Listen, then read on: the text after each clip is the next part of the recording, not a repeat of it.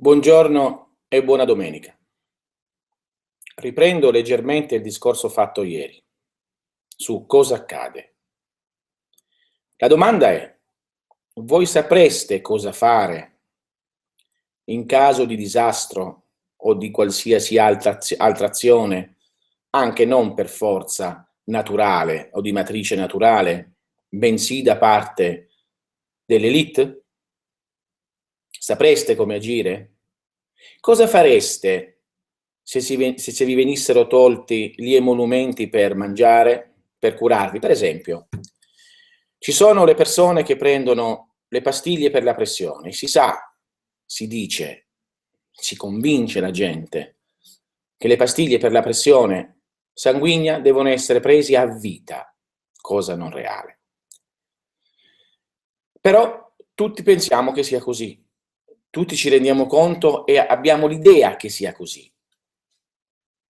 Che cosa accadrebbe a queste persone se di colpo gli venisse a mancare la possibilità di avere le loro pastiglie che li fanno sentire sicuri, oltre sicuramente a dare qualche beneficio a livello allopatico, ma certamente a dare anche dei problemi? Cosa succederebbe? Succederebbe che queste persone potrebbero morire, potrebbero essere i primi sacrificati. Immaginate tutta la gente che ha bisogno per mangiare degli altri. Voi sapreste creare da voi stessi il vostro cibo e non accendendo il fornello elettrico della cucina. Sapreste come cucinare? Sapreste come fare un fuoco? Sapreste come raccogliere eventualmente la luce solare? Sapreste come curarvi? Sapreste come filtrare l'acqua per poterla bere? Sapreste come vedere se è veramente pura e sana?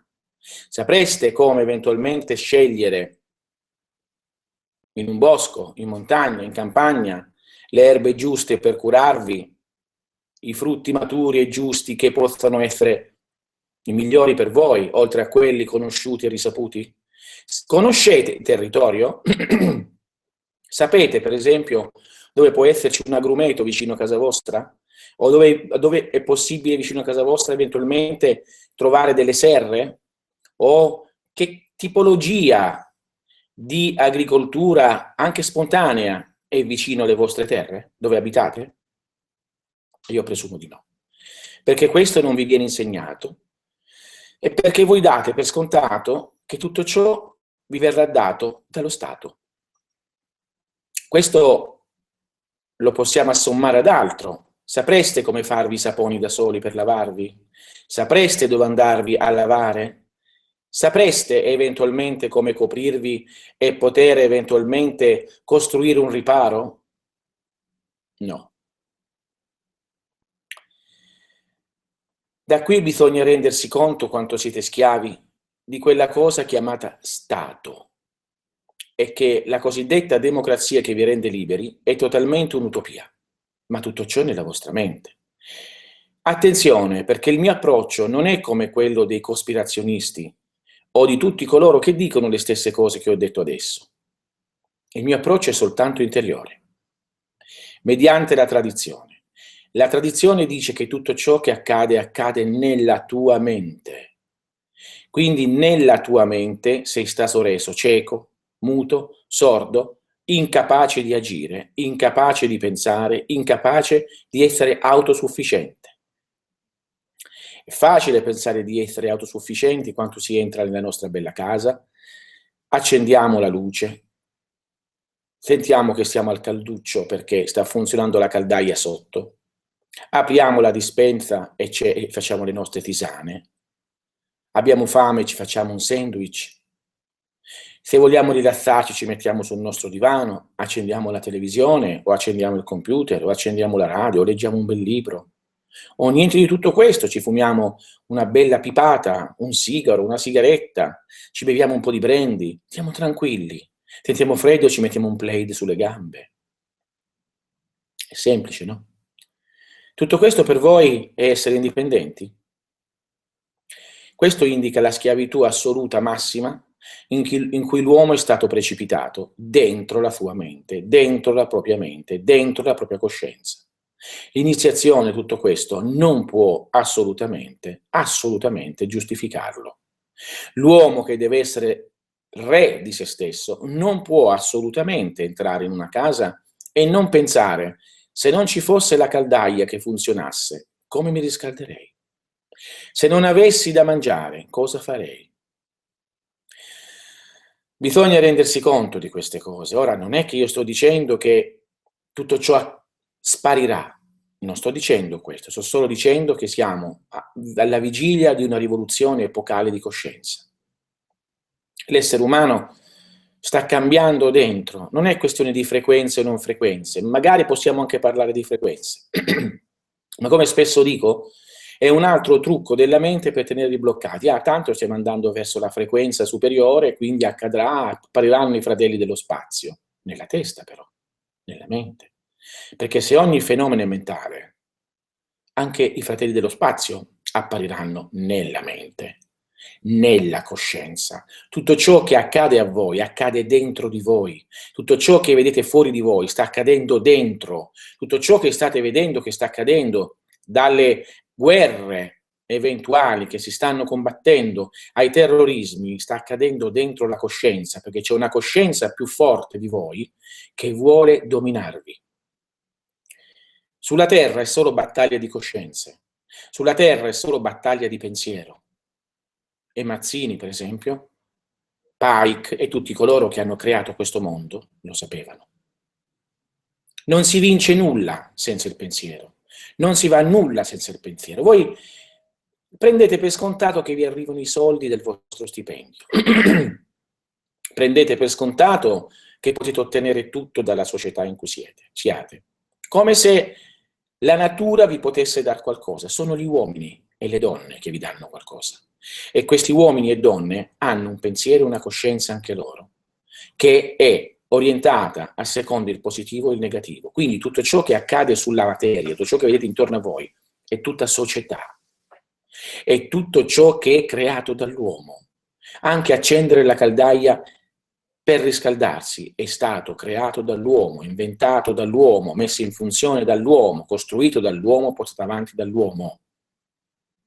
Chi sa questo mette gli altri uomini sotto di se stesso, creando un ambiente coscienziale adatto a se stesso e sottomettendo gli altri. Quindi, che cosa sta succedendo? Cos'è questo stato? È il pensiero di gente come Mazzini, Pike ed altri, i cosiddetti fondatori, che ha prevalso sul pensiero dei molti e quindi ha creato uno spazio coscienziale, un bacino coscienziale dentro questi esseri. Questi esseri diventano degli egregori potentissimi. Marx è un altro egregoro, Garibaldi è un altro egregoro, Washington è un altro egregoro, Churchill, Hitler per alcuni, Mussolini per altri, De Gaulle per altri, per dire i nostri occidentali. E stessa cosa accade in Oriente. Quindi, riducendo in questa maniera, noi possiamo vedere che sulla Terra si basa tutto in una lotta mentale tra qualche essere, un essere importante che c'è in Medio Oriente, che polarizza tutte le persone in Medio Oriente, un essere importante che c'è in Occidente, un essere importante che c'è in Estremo Oriente, un essere importante che c'è negli Stati Uniti, e sono pochissime persone che tentano di imporre il loro sistema coscienziale, perché tutto accade nella coscienza.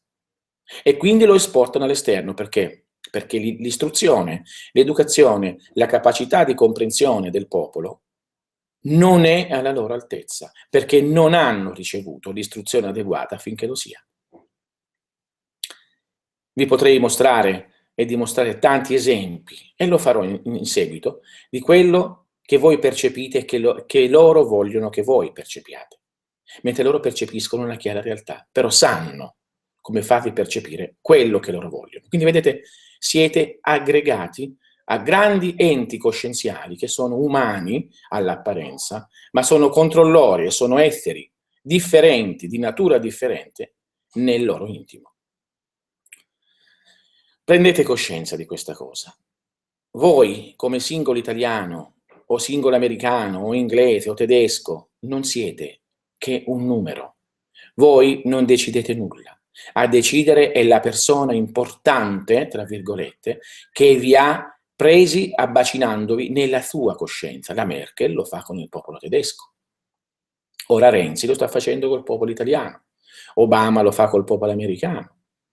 Abu Bakr lo fa con questo sedicente stato dell'ISIS. E così Putin con la Russia. Questi personaggi, oggi c'è il G20, si stanno riunendo 20 personaggi per rappresentare miliardi di persone, per decidere cosa farli fare, come farli pensare, come farli mangiare, come farli vestire, cosa farli avere. Vi stanno trattando come stupidi. E voi gli dite anche grazie. La realtà è che voi avete abdicato alla vostra potenza interiore, che voi non sapete che tutto accade dentro di voi e che soltanto cambiando dentro di voi è possibile cambiare all'esterno tutto, il mondo assoluto, totalmente. Solo cambiando dentro, solo osservandovi dentro, solo sapendo che se vi dà qualcuno uno schiaffo, la percezione la state avendo dentro di voi, lo schiaffo vi è stato dato dentro di voi, potete cambiare. Quindi il mio approccio è molto interiore, antico, tradizionale. Cosa fareste se vi venisse a mancare tutto quello che avete?